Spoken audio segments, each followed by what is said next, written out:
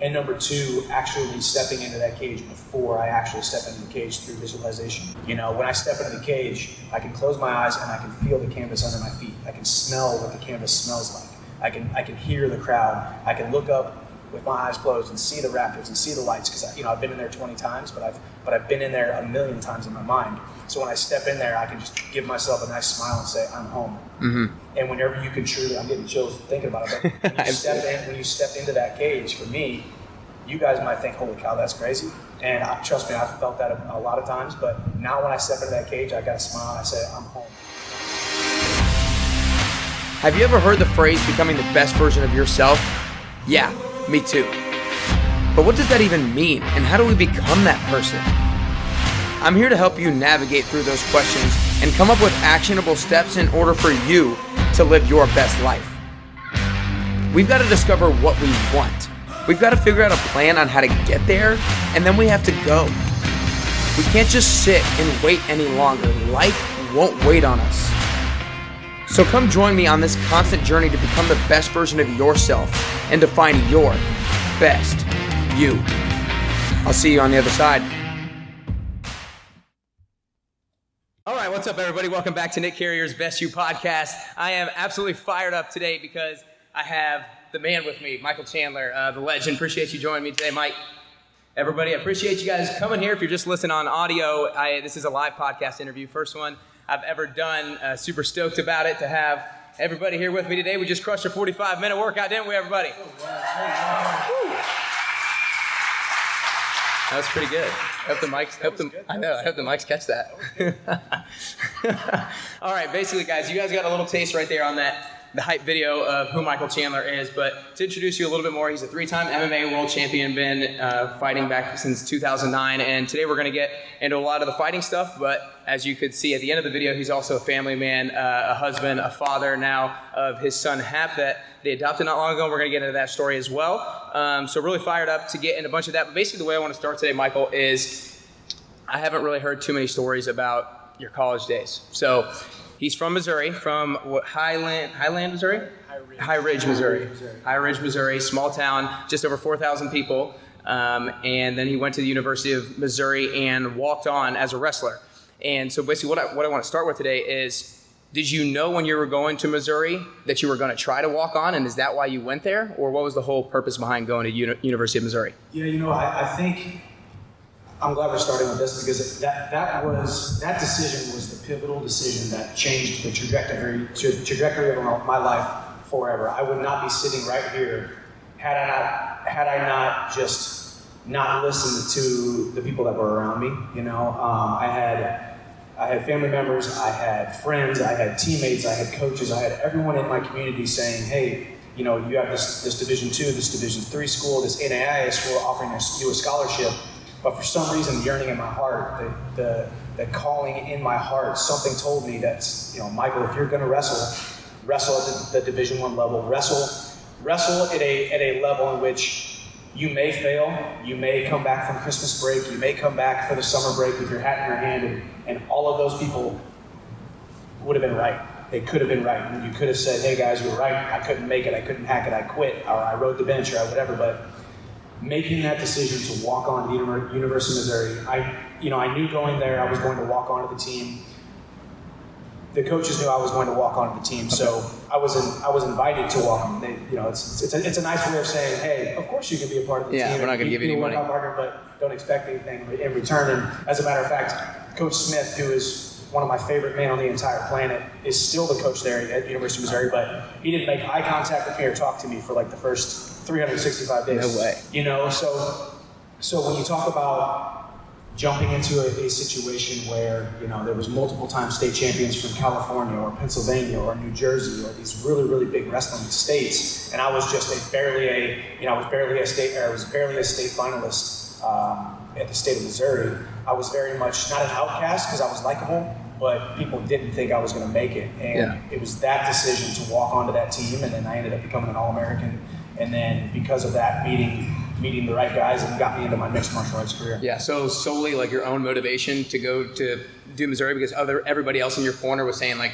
don't do it, this is going to be a mistake, go other places? Yeah, you know, and I think one of the biggest things too is we have so many people around us that we love, you know, family members and mentors or coaches. They weren't saying don't go to Mizzou because, you know, we don't want you to take a chance on yourself. They just wanted the safety and the security that was desirable to them. And I think in a lot of ways, safety and security is poison in a lot of our lives, because the safety and the security will get you to a certain point, but there was always going to be something left unsaid or something left unaccomplished. If I would have went to a smaller school and say I was a multiple-time national champion, I always would have had but what if I would have wrestled at Mizzou? What if I would have taken a chance on myself? I may not have been a national champion like I was at the lower level, if you will, but I at least know that I gave it my all. I walked on and I threw myself into the fire, that at least if I was going to fail, I was going to fail while daring greatly, and there was nobody in the entire world that could take that from me, because that would be my loss and my journey and my falling short. But it turns out that it ended up working out pretty darn well for me, and you know, here I am sitting here because I made that decision. And like I said, the people around me didn't say don't do that because, you know, we don't want the best for you. They valued the safety and security a little bit more than I did. Yeah, so the motivation was basically because, like, if I don't do this, I'm going to regret it. Because I think, like, everybody, me included, everybody out there has things that, like, we're secure in, whether it's, like, it could be a job, it could be a style of workout, and it's like working for us now, but we know there's probably something else out there better for us. And a lot of us have better support systems than you did. So I want to, like, first off, acknowledge you for being able to jump outside of that. So what can people do to start breaking that barrier down of, like, I need the security? Like, what's the first step in order to break down needing the security?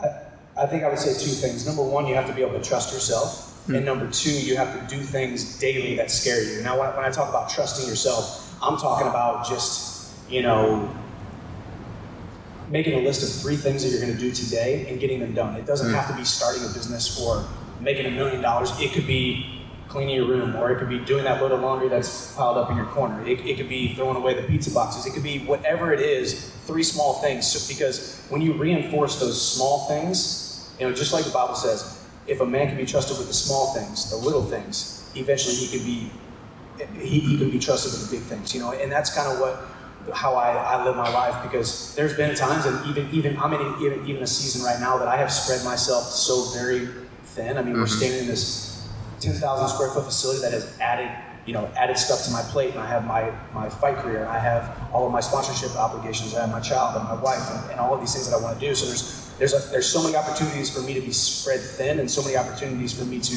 quote unquote fail at the small things. Right. So I have to redefine every day what I'm going to do, what I'm going to get done. So when the day is done and I lay my head on my pillow, I said, okay, I trust you, Michael Chandler, to do what you say you're going to do. And then number 2, on the opposite end of the spectrum, not just the small things, but also doing things that do scare you. Call the people that scare you. Be around the people that scare you. And not that they scare you, you know, in certain ways, but you know that they are something that you aspire to be. So therefore, you are around them, and they can bring you up to their level. Because you know, when it comes time for that game time, you have to know that you put in the work, and you have to know that you have surrounded yourself with the right people, and do the things that are scaring you daily, so that even if you fail while daring greatly, and nobody can take that away from you. It's kind of like I'm here today. I'm scared shitless of you, but I'll take it. But I want to go back to the first thing, the self-trust, because that's something that I feel like has been a powerful thing in my life. And I like how you said, like, name out 3 things and then complete them, do them, because you build that self-confidence. Because I really believe that a big differentiator between people who are successful and people who aren't are the people who will follow through with the promises that they make to themselves. And like you said, you start small and you kind of build that reputation with yourself, and then you can go a little bit bigger, a little bit bigger, a little bit bigger. If you start with cleaning up your room or just like brushing your teeth, something super small, it can escalate. But I want to ask you, you talked about all those different things that you have going on. After you kind of like make the list of things that you need to do each day, how do you hold yourself accountable to following through with those promises? That's one of the hardest parts. And I love what you just said, reputation, like your reputation with yourself. Because we just think we're these beings who are walking around this earth, and the sun comes up and we go about our day. But you cannot, and this is one thing that I tell myself daily, a human being cannot consistently perform in a manner that is inconsistent with the way he or she sees himself. So if you do not see yourself as trustworthy, if you do not see yourself in my profession, if I don't see myself as a champion, I'm gonna win sometimes. It's going to happen. I'm gonna win outside and perform outside of my view of myself every now and then, but I'm not gonna be able to consistently perform in that manner. So you take that self-image, you take that self-confidence, and you take that self-respect and that self-trust, and you try to build it every single day, and have a reputation with yourself. You know, why do we buy certain brands? Why are we drawn to certain things? Because that brand or that entity or that company or that product has a reputation, and the reputation it has with you is successful or convenient or it makes me feel happy or feel good. But I think the biggest thing is redefining, like you said, when you talk about becoming your best you, redefining it and defining, because it'll change. You know, when I was 18 years old going to Mizzou, I had to define who I was and what I was. Now at 33 years old, with so many more things on my plate, the definition of myself and who Michael Chandler is has changed. It will continue to change and will continue to evolve. But I think those three small things, and then the three big things that you can chop away at. You know, like Abe Lincoln said, if I had 8 hours to chop down a tree, I would spend 7 hours sharpening my axe. So you talk about the preparation. Wow. You know, you talk about the preparation every day. For me, it's physical and it's mental. And when I talk about outside business things, and I talk about other things like here at the gym, having the right people around me, and making sure that every single day I can visualize and I can see and I can touch and I can almost taste who I want to be. I am not who I want to be today, and I want to keep chasing that man and keep chasing the best version of myself. Mm-hmm. That's powerful, dude. So I want to get a little bit into your career now. So you started in 2009, kind of a quick entry, and started 2009 in August of 2009, and then in November, I think, or June of 2011, forget exactly the month, 2011, he wins his first world title. He wins his first belt, a total of 3. So it's kind of quick jump into it. Then you have some success, more success. And then what you talk about a lot is this stream of losses that he had. 3 losses in a row. And when it comes to fighting, 3 losses in a row comes 688 days apart. So that's talking close to 2 years without a victory. And when you don't win in something, like how many times things run through your head. I want you to talk about that time period, about kind of like how and why that 688-day period came about. Yeah, you know, I can sum it up with just I was not prepared to lose. You know, I was prepared to win, and I had gotten used to winning. You know, like you said, I knew I was going to be tough. I knew I was going to be good. I knew I was going to at least have mild, average, or above average success because of my time at Mizzou. So I knew as soon as I got into the sport, I could walk into the cage, look across the cage, and know that I put in more work than the man standing across the cage from me, and I was going to win most of the time.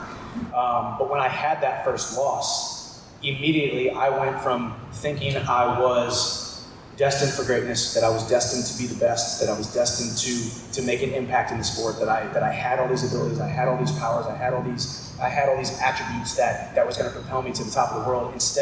I went from believing all that to immediately, as soon as the other man got his hand raised and that belt got taken away from me, for some reason, the seeds of self-doubt and the self-doubt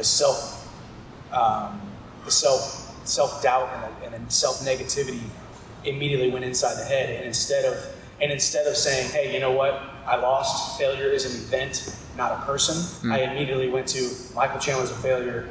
I knew you weren't as good as you thought they thought you were. Right. The media knew they weren't as good as they thought you were. Everyone knew that you were all this hype and you were a hype train, and eventually it was going to get derailed. So everybody loves a winner, but everybody loves a comeback story, you know? And instead of losing that fight and building myself up and having myself around the right people, or really taking the self-exploration process of diving into, okay, why did I lose? Why do I have these self-doubts? Why did I have these negative thoughts? I just kept letting them go, and I was trying to be perfect, you know? I put so much pressure on myself because I was 11-0 or 12-0 at that point, undefeated. I had finished nine of my opponents in the first round or within the first couple minutes. So you get used to winning, and you also are trying to be perfect. So every time I got a punch landed on me in a practice, every time I didn't have a perfect practice, every time I didn't do as well as I wanted to, I saw that as another loss. So I got into this downward spiral of focusing on being perfect, which is absolutely impossible. If anybody ever thinks that they can be perfect, they're not going to be. And that led to another loss, and then it got even worse, and it led to another loss, and then 688 days later, I finally got a win and got back in the win column. And it wasn't until then that I finally took extreme ownership of what goes on inside my brain, and what goes on inside between these big cauliflower ears of mine. I like how you said that bad. No. It's messed up, man. All these people. Everybody else is laughing, so. No, but I'm glad you said the perfect thing, because a quote that I've heard you say a lot, and what's kind of changed the game for you is that you haven't worked on trying to be perfect, but now you just try to be successful. So I want you to just talk a little bit more about how that flipped the switch for you, and how that mindset shift has really benefited you from here on out in your career. You know, it's hard because I know that God put me on this earth to be on a platform to reach people through the sport of mixed martial arts, and I know that for a fact. But sometimes we can become so focused on that we forget that we're just human beings and we're fallible, you know. And I wanted to be perfect, so you think, oh, I have this calling on my life, so I have to do everything perfect, and I do. And I think that's part of the problem is I do everything perfect, and I don't do the things that a lot of guys in the sport do, and I do focus on the right things, you know. But at some point you have to just kind of throw your hands up in the air and say, this isn't that big of a deal. Right. You know, if mixed martial arts got taken away from me tomorrow, my God still loves me, my family still loves me, and I still love me. You know, and those are the three most important things to me. And then you just think about, I really started looking at it from an outsider's perspective, and I looked at everybody that I loved and everybody I looked up to, whether I knew them personally, whether I have them on my phone and I text message them and they're a close friend of mine, or they are some person that I only see on the movie screen, or I only see them on YouTube, or I only see them in social media. Those people that I look up to, every single one of them have failed so many times. Yet it was because of those failures that they have become who they are. Mm-hmm. You know, so we can get so caught up in the selfish looking at the person in the mirror, and it'll constantly just eat at you when you're trying to be perfect. And just, you know, you realize that just Google people that failed, you know, and there's millions and millions of these high level people that we all look up to that have failed numerous times until they were finally successful, you know. And like I said, focusing on failure being an event and not a person, and knowing that each of those failures is just something that if you could go from failure to failure without losing enthusiasm, without losing the steam. And unfortunately for me, you know, a lot of us in this room, if I fail, you know, if you guys fail at the workplace, or you fail, you know, wherever, there's only a few people looking at you. Unfortunately for me, if I get knocked out, there's millions of people that see it. When I lose, there's millions of people that see it. So you can make it much bigger than it actually is. But those are my losses. That's part of my journey. That's part of my story. And it's part of my masterpiece that I'm painting, that someday my son will be able to look at.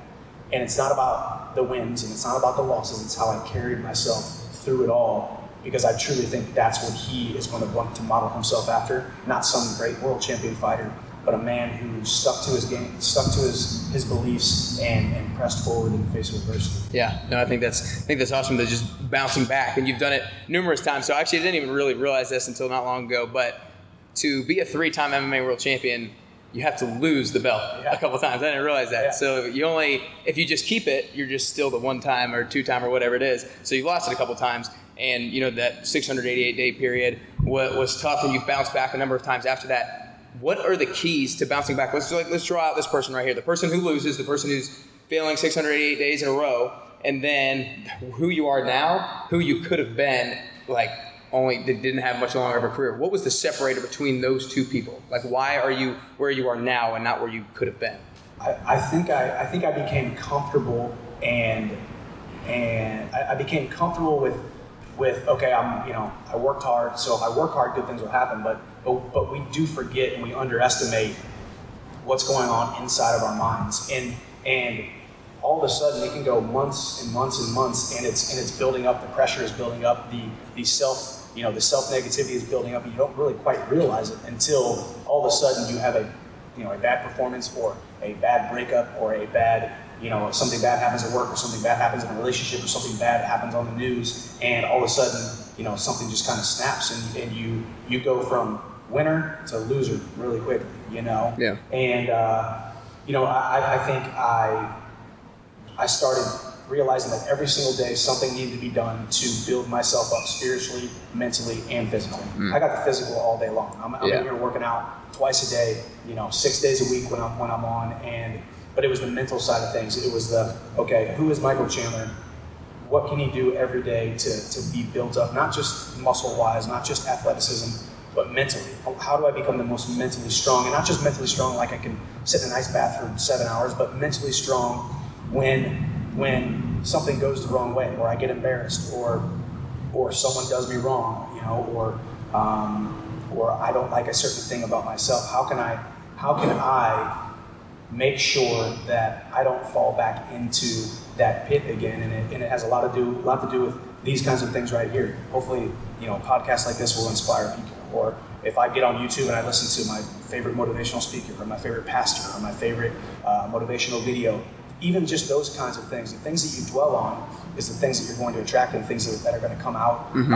That's why the more we can focus on joyful, positive, happy things, and the more we can focus on growing spiritually and emotionally, the better human being and the better performances we're going to have. So that's really what I did.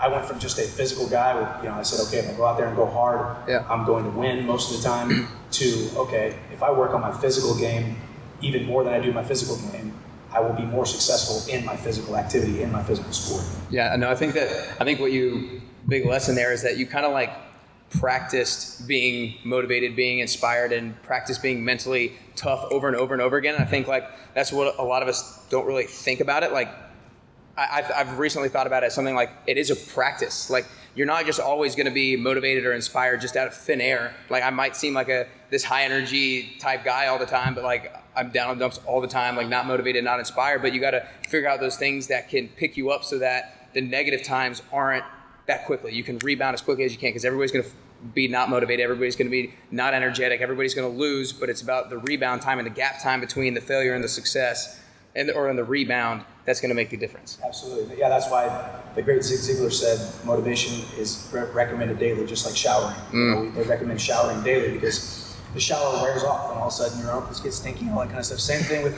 it's a very easy way to say that is how motivation is. And we've all had it. We've all been just high on top of the mountain. We feel like we can just take hold of the world, and the world is our oyster and we can take it and do whatever we want. And then there's those times we get in a slump. But I think also acknowledging that, I think that's one thing I didn't do.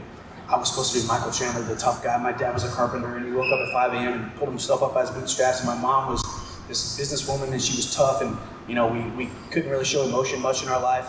But now I'm here as a 33-year-old man, admitting that I'm a flawed individual, admitting that I'm not perfect, admitting that I have my bad days, admitting that although I have been given these amazing gifts physically and mentally and emotionally, there's times where I'm not using them to my full potential, and it keeps you in check and it holds you accountable. And that first actual admitting it to yourself is so powerful. Right. And that happened to me too during that loss streak. I realized, I looked back at who I was, and then I looked forward to who I wanted to be. And the man that I wanted to be was a much more successful man, but a man who was in tune with who he is at a deep spiritual level. Right. I think I'm glad that you said like acknowledge to yourself, like admit that it's on you, because I think like at first that can be a tough pill to swallow, to realize that like the things that you're doing or to make you not successful, it's your fault.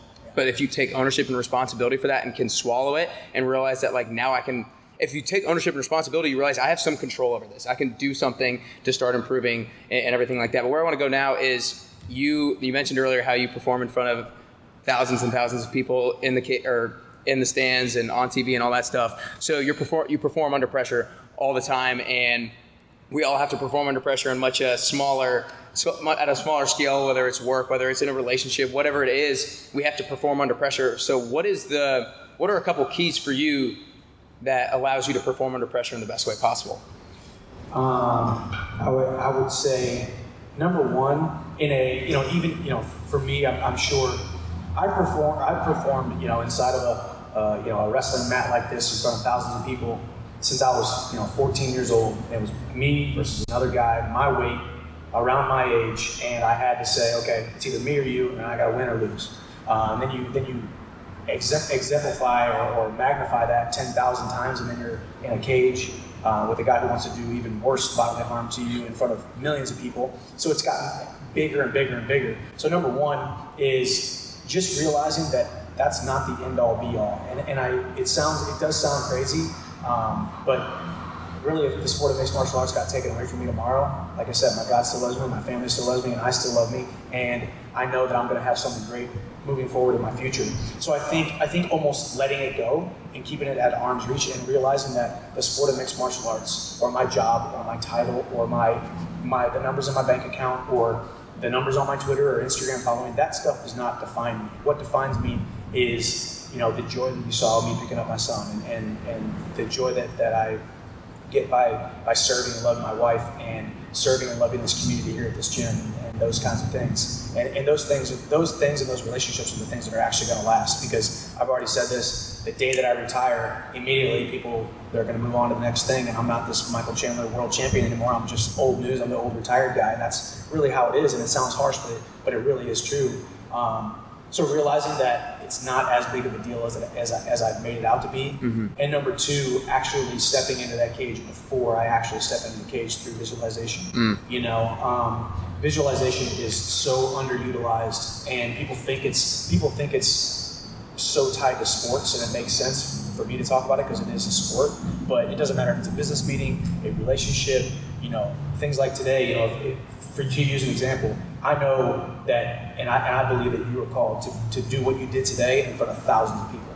So your visualization should not just be, the 60 or 70 that were here today, but closing your eyes and feeling and tasting and being able to touch thousands of people in a room, the energy in the room.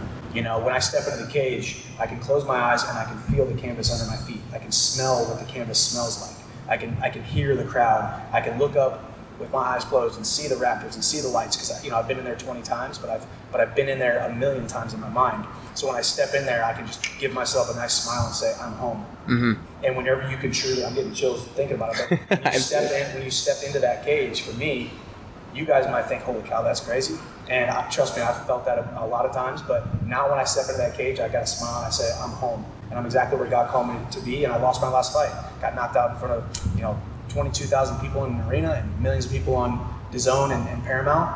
So it's tough, but it also, I can sit here with a smile on my face knowing that failure was an event and not who Michael mm-hmm. Chandler actually is. I'm a winner, and I will always be a winner because I choose to be. So number one, realizing that your vocation, your job, your numbers in your bank account do not define you. And number two, visualizing it and being there before you actually get there. Yeah, I love the first one, don't let it define you. And he's not just saying that because he's with you guys. It's really easy to say that, but I watched his fight, and like you said, he got knocked out in the first round. It was controversial. It's controversial. But either way, he got knocked out in the first round, and we talked on the phone beforehand, and he was about seeing what we were going to talk about, and he was like, open floor, dude, ask whatever you want to. Don't be afraid to ask about the loss. Don't be afraid to ask about the loss, because that's what is most powerful for a lot of people. And that's exactly what he said at the end of the fight. Like I said, it was controversial. And afterwards, he could have, been super upset, being like, I wasn't knocked out, all this sort of stuff. But he sat there in the cage in front of every single person and was like, you know what? Like, he basically said, like, this doesn't define me. Like, I lost, I got knocked down. I don't want to take that away from him. I'm here to live another day, and I'm going to get back and rebound after that. So what are you doing now after this fight to help rebuild yourself back up for what's to come? Yeah, I think it's daily admitting to myself, and this is actually great too. For me, this is therapy. This is therapy for me to be able to, I do it through my social media, but it's great for me to have therapy sitting here and looking at the amazing heartbeats in this room, and everyone's looking at me, and we talk about, losing my last fight. It sounds crazy, but even my son, I can't wait till he loses. I can't wait till he fails. I can't wait till he comes back from T-ball and he just loses and he's crying, and we can talk about it together, because Daddy has lost so many times. I think we put so much pressure on ourselves to perform and to win. But if you can just take those chains off, if you can take off those handcuffs of I have to be perfect, I have to win, I have to be perfect in every vocation that I whatever I choose. It's so freeing. but it also sounds like, oh, he or she doesn't care that much, so they're not going to be successful. Yeah. He doesn't want his son to win. Yeah. Great father. Trust me, my son's going to be a winner because he's going to be okay with losing. Yeah.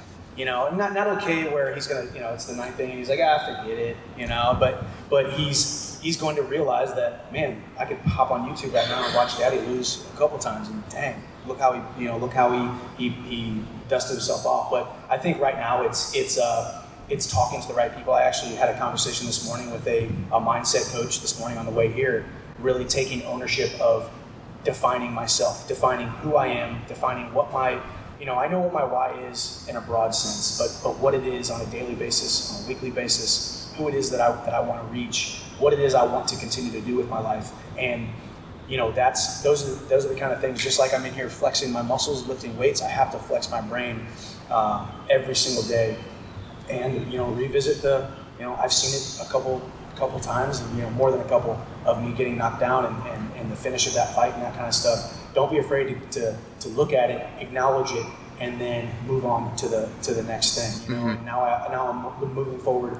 Number one right now, taking care of my wife and my son and spending that time with them, because I go down to Florida and train for 8 weeks and I'm away from them, and that's tough. It's tough being away from them and not getting to, you know, when you have a bad day, all I want to do is kiss my wife and, you know, pick up my baby and hang out with them. But, you know, you can't do that. So kind of out there in a cave like a Spartan, you know.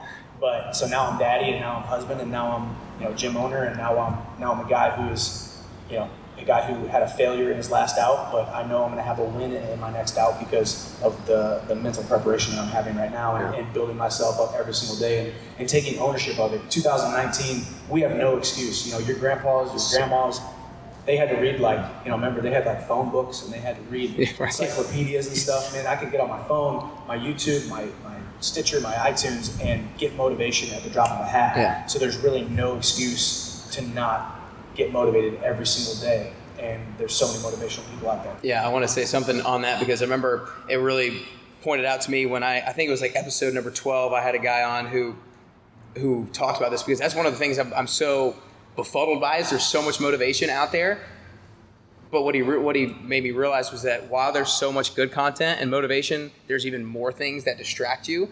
So what it is that we're wasting so much time on the bad things that we don't spend enough time looking at the good things. So if you can be relatively disciplined and intentional about looking at the good things and the good podcasts that are helpful, the good content on YouTube that are helpful, then it's going to be a lot more beneficial for you and less distracting. Yeah, and I think one of the biggest things too is, and even to go on the other side, let's just say everything is motivational. Let's say all of those are good motivational nuggets that you can use.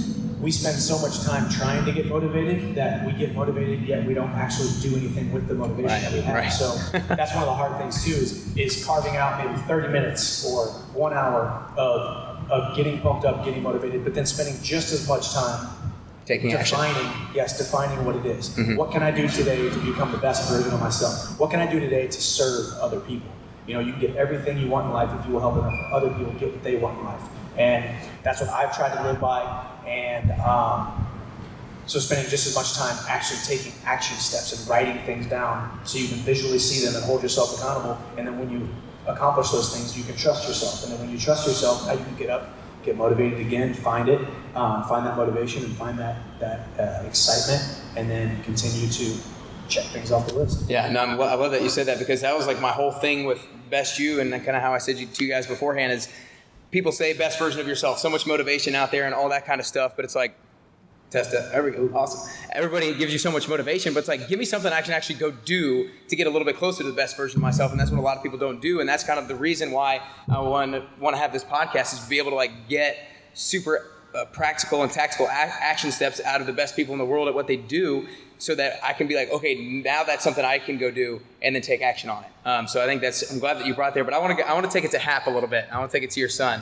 I remember a while back not long ago after I met you, when you told me the adoption story and how quickly it happened. So I want you to kind of run us through that story and how quickly it happened to you guys. Man, yeah, that was, so it was long on the front end, but then very short on the back end. You know, the adoption process, they do background checks on everything, from financial background checks to health background checks to FBI background checks, and, you know, all that kind of stuff. And then a stack of paperwork, 3 foot tall. And so it took about 11 months to go through the whole process. And we were still in San Diego, my wife and I. And so one day we ended up getting, or actually no, we were here whenever we actually when we finally figured everything out, because you got your home study and the adoption process, we had to actually move here, get our home study and all that kind of stuff. And then one day we got an email that said, after about 11 months, it said, congratulations, you are now eligible to adopt. And we're like, holy cow, we look at each other, we jump up, hug, kiss. 6 minutes later, the phone rings, and then, she's a voice on the line says, hi, my name's Courtney, congratulations, you're eligible to adopt. By the way, there's this case down in Dallas, Texas. If you, say yes or no in the next 6 hours, we can present to the birth mom, and you guys can maybe be eligible to adopt this child. But we didn't even get a chance yet to be excited about now being eligible. This long process just became really real really quickly. Right. So we look at each other. We're like, what do we do? This is so fast. You don't take the first one, or you don't, all these like crazy things right. in your head. You're like, but it matched our preferences perfectly. They sent a picture. It was 3 pictures. It was one with this beautiful little boy, kind of like looking away, drooling. In the middle, looking at the camera, drooling. I love that little baby picture, but I looked at the picture, and I'm not joking. I had my whole body got tingly, and I just got goosebumps everywhere, and I just started sobbing. And I looked at my wife and I said, I know this is fast, but that is my son, and I just got chills. Yeah, so I said, that is my son, and my wife was just like, because she was the first one on board. My wife, ever since she was 14 years old, she wanted to adopt.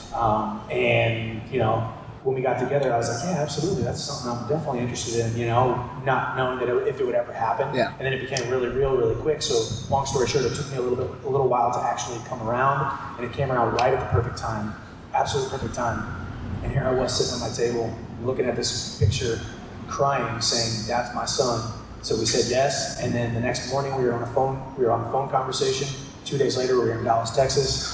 2 days later, we finally got our son Hap, but 2 days prior to that, we actually signed on the dotted line to adopt him for the rest of his life without ever even knowing him, holding him, touching him, anything. Oh my gosh. And then, so there we were, and then spent 3 weeks in a hotel room, and then now here we are, a year and a half later. We adopted him at 10 months, so he was already a bundle of joy since day one, and then it became real. As soon as I looked at the picture, everything changed for me. As soon as those first tears came down, everything changed for me. And then the moment that I held him and felt his heartbeat and looked into his eyes, everything really changed for me.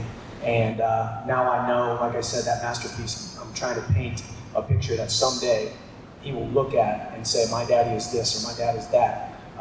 And I don't want it to be me telling him. I don't want it to be my words. I want him to look at who I am amongst my peers, who I am to my MMA fans, who I am to the people who I am in the reputation that I have amongst the people in the world, because that's what the true character of a man or woman is, what their reputation is amongst their peers. Right. So do you think that kind of getting, we talked a lot about earlier about not letting the role of a fighter define who you are as a person. Do you think just getting Hap made that even more like solidified into you? That's like, now I'm a father. Like, of course, this doesn't define me. Yeah. I mean, big time. I mean, and that's the thing too.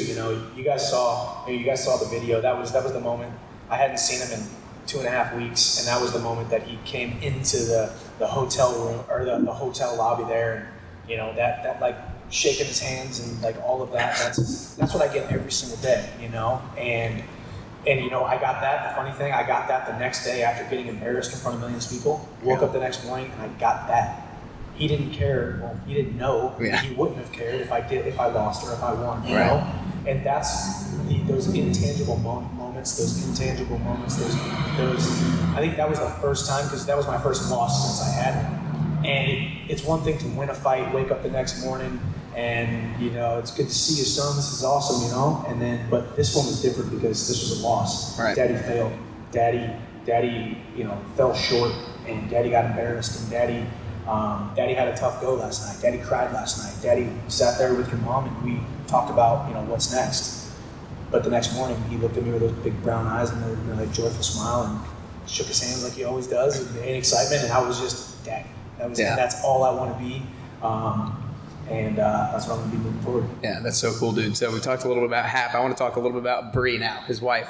So how long have you been with her now? 6 years total. We'll be married 5 years in September. Nice. Well, congrats on the upcoming 5-year anniversary. So through this time that you've been with her, what do you think has been the biggest lesson that you've learned from her?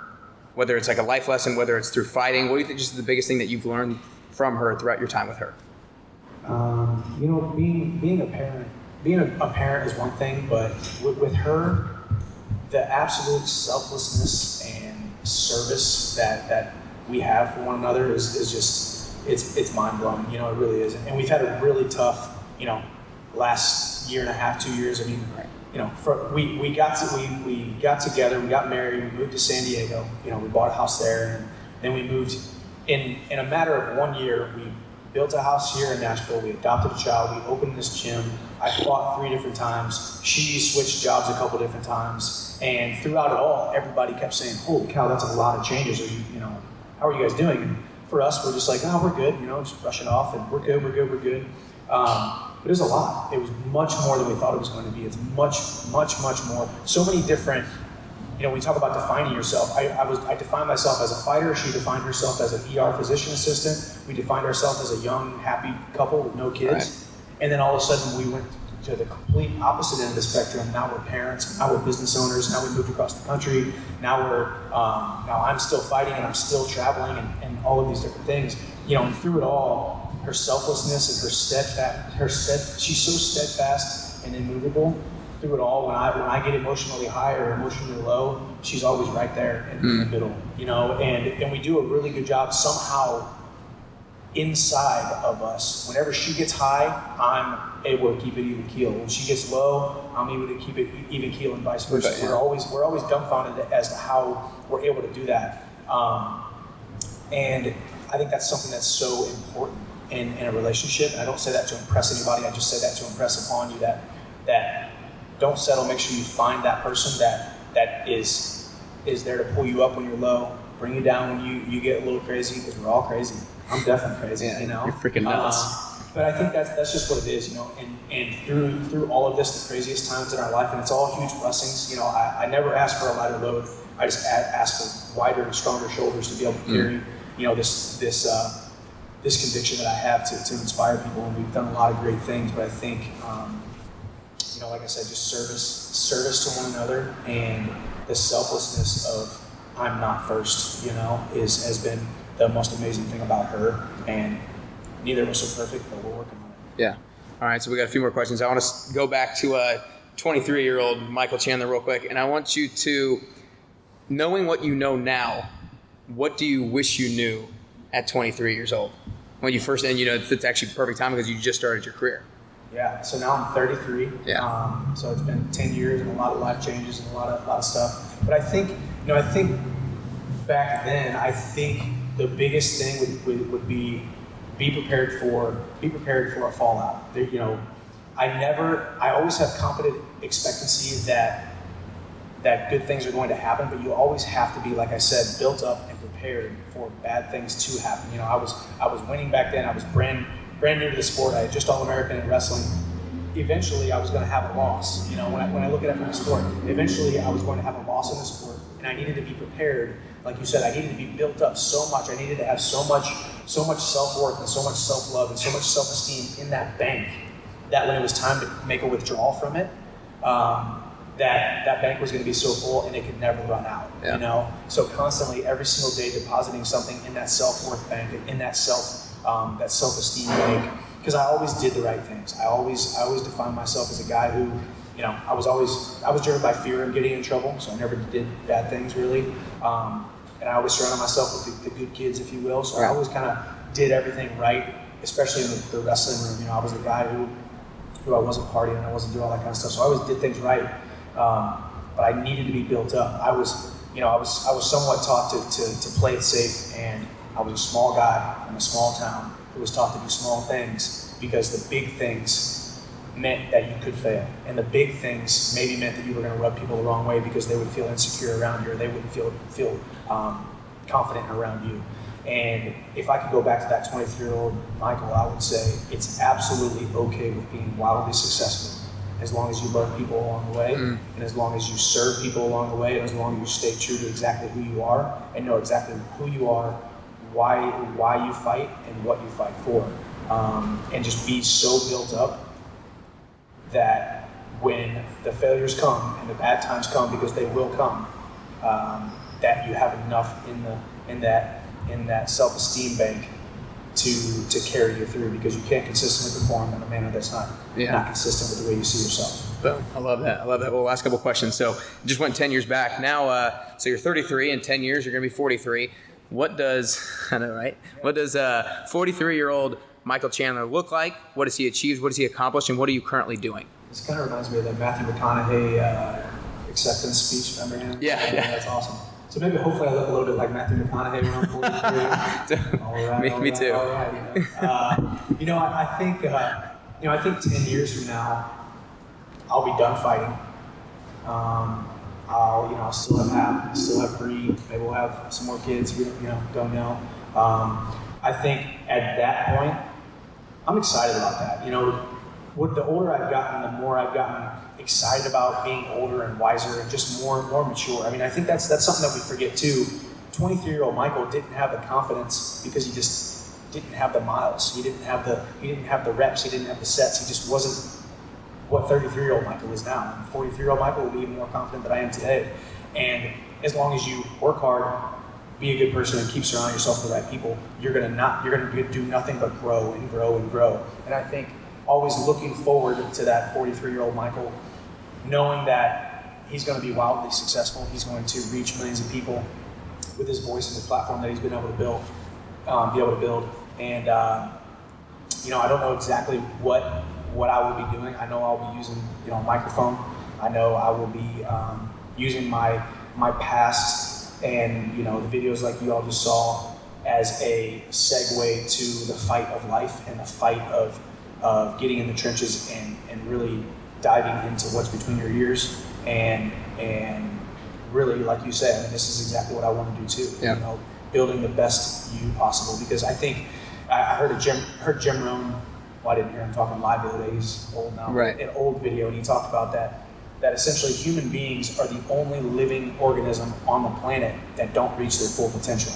You've never walked past a tree that didn't reach its full potential. That's what trees do. They grow and they grow and they produce foliage, and they grow and they grow and they grow. Animals, the same thing. Nothing living on Earth puts limits on themselves besides human beings. Wow. Whether it's what we were taught, whether it's who we surround ourselves with, whether it was our things in our past, whether it's fear, whether it's insecurity, and all of that stuff can be, it can't all be cured. There's certain things that you can't just drop a hat and say, I'm going to have confidence tomorrow. Right. But I know I can be a more confident Michael 10 years from now if I take the right steps, if I surround myself with the right people, if I work hard for long enough, and I have the integrity and the character to know that when I lay my head down at night, I know I'm doing the right things, and I know there's not a man or a woman alive that can say, that guy was shady, or that guy did this, or that guy did that, because I think that's something too that ultimately, chops away at your self-esteem and yourself, because we all know right and wrong. It's black or white. We all know right and wrong, and when you're not doing the right things and you're not operating with integrity, you can't trust yourself, because you know that other people shouldn't be able to trust you because you put yourself in that position. And that's a sobering, hard thing to hear. And that doesn't mean you're written off forever if you've done things that you're not proud of. But if you can trust yourself, ultimately you're going to be able to perform at high levels. That's awesome, dude. Well, I know you're going to be that 43-year-old man. Well, before I ask the last question, I just want to acknowledge you, Mike, first off, for being here, because I know you've been traveling a lot recently, and I know your schedule is busy. You've already talked about all the numerous things that you have going on. So first off, for just being here and allowing everybody here to learn from you and to be able to take some actionable steps away from this. And then I also want to acknowledge you just for always showing up as who you are as a person, not who you are as a fighter. Because I think that somebody at the level that you're at, it's so easy to get caught up in kind of the picture of who you are in terms of like your job, but for you to always show up as who you are and what you define yourself as and what you always kept going back to in this interview, I think that's super powerful, and that's the most inspiring part about you to me, and that's what I, after you lost, I texted you. I thought that was so cool. I thought more people learn about who Michael Chandler is from your loss and what you said after it than what you ever could have done if you had won that. And I think you're super consistent in showing up that way. So I want to acknowledge you for that. Thank you. Appreciate that. Next, I want everybody here to be able to support you as much as you can. So if everybody on Instagram, he's Mike Chandler MMA. Yes. Mike Chandler MMA on Instagram. What else? Is there anything coming up? You don't know where your next fight is or anything, but no, I don't. I would probably won't fight till November.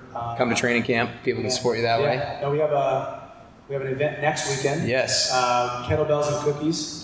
Becca back there in the back. We're gonna Zach is here as well. Kettlebells and eat some Christie's cookies. Christie's. Yeah. Triple Threat is July 27th. So I mean, this is what we did today. I mean, this is what I live for.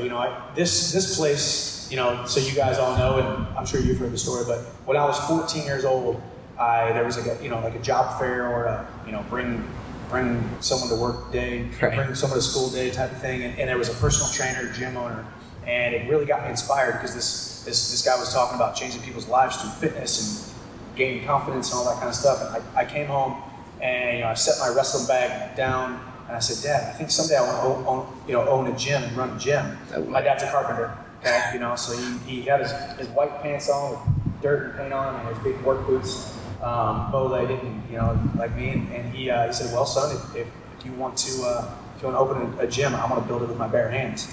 And that was 17 years ago. Actually, 18 years ago now, because it was 17 years when we drove the first nail in this place, and then. Training camp became what it is because my dad built, everything that you see here, my dad built it. And that was a promise that he made to his son. And I wanted to be able to make promises like that to my son and move forward. But, I wanted a place because it's a roof over our heads and it's 4 walls, but it's the heartbeats inside of this place that we can do some really, really cool things and just having a blast and having people like yourself and Zach and Becca and you guys coming in and doing these really cool things. And then our triple threats, having a bunch of people in and just giving everybody a taste of what we are with the boxing and the HIIT workouts and the weights and all that kind of stuff. Just having a blast and realizing that life is full of great people. The older I get, the more I realize there's so many great people on this earth to be able to just hang out with and enjoy and be around. And that's what we do here at Training Camp. So it's fun. Awesome. Well, last question. We talked about beforehand about becoming the best version of yourself. And I feel like the couple things I always lay out is I feel like becoming the best version of yourself is a constant journey. Like you talked on earlier, humans never reach their full potential. I don't think we're ever at the best version of ourselves. Hopefully on our last day we can take our last breath with the confidence that we got as close as we could. And then I also believe that it's a very individual and unique journey. Like I believe that the way that you're going to become the best version of yourself is different than the way that I'm going to become the best version of myself. So what I want to ask for you personally is if you could currently work on or do 3 things to get closer to that best version of yourself. What are 3 things that you could currently do or currently work on? Number one, I love people, and I love, like I said, I live by Zig Ziglar's famous words: you can get everything you want in life if you'll help enough other people get what they want in life. So I love people. I love making people smile. I love serving people, but I've fallen victim to caring about what people think too much, or being a slave to their expectations of me, or being a slave to what I think they want, or fear of talking to them because of how it may hurt their feelings or make them feel. Even though when you operate with integrity and you're operating within who you are, you should never fear how you're going to make somebody feel, because it sounds a little bit harsh, but you are not responsible for other people's feelings. And sometimes we can become a slave to other people's feelings. So I think number one, stay true to who I am, and stay true to my beliefs and my values, and serve my wife and my son ultimately over everybody. That's number one. Number two, I really am in a moment, in a season of my life where I said, yes, I have spread myself too thin, so I don't trust myself as much as I should. So I am currently going through the process that we talked about, defining what can I do every day so I can rebuild and regain trust back in myself. And lastly, like I said, performing at a level that I want to inside the cage has everything to do with the way that I see myself. And just through my actions, whether it be winning or whether it be losing, whether it be winning belts, losing belts, whether it be retiring tomorrow if I want to, or fighting for 10 more years, just staying exactly true to who I am and being able to serve people by what they see. Like you said, it was pretty cool. I do think I probably gained more respect and gained more fans and more following because of the way that I handled the loss, and it probably impacted people more. So, you know, obviously I didn't go out there and try to lose, right. You know, it just happened. But I think at 33 years old, I look back and there's been so many bad things that have happened. But if something good came from something bad happening, was it really a bad thing? Or was it just a stepping stone? Was it just a catapult to trying to become the best version of myself? And you're always going to be trying to, like you said, attain the best version of yourself, and you're going to continue to move that goalpost. You know, if I'm happy with myself today, okay, that's good, pat myself on the back, but I know that goalpost, I have to move it another 100 yards, because we're always on this journey. So those a couple things right there. Boom, dude. I love it. That's all we got. Appreciate you, Mike. Appreciate you. Also, give it up for Mike, guys. That was awesome. All right.